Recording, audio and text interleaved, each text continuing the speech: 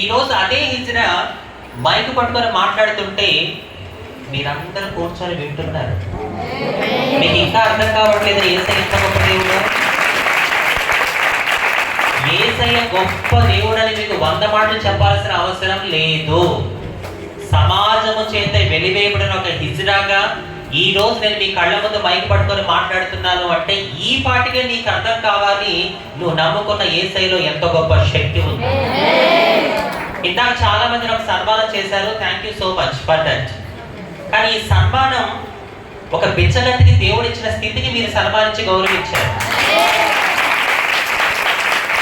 తరకాలలో ఎంతో మందికి మీరు సన్మానం చేస్తుంటారు, ఎంతో మంది సేవకులకి. కానీ ఒక హిజ్రాకి సన్మానం చేయడం అనేది అది కేవలం యేసయ్య కృపలో ఉన్న వారికి మాత్రమే సాధ్యమవుతుంది. ఒక మాట అడుగుతా, చెప్పండి, ఈ రోజు నేను ఇక్కడ నిలబడి మాట్లాడగలుగుతున్నాను అంటే అంత ఈజీగా నేను ఎక్కడి దాకా వచ్చేసాను అనుకుంటున్నారా?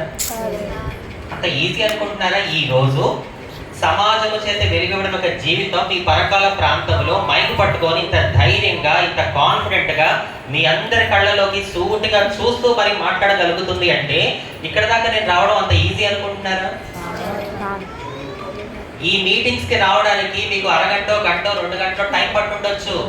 కానీ ఈ మీటింగుల్లో మీ అందరి ముందు నిలబడి మాట్లాడి ఈ స్థాయికి నేను రావడానికి ఎన్ని రోజులు, ఎన్ని నెలలు, ఎన్ని సంవత్సరాలు ప్రయాసపడ్డారో అది నాకు నా యేసయ్యకి మాత్రమే తెలుసు.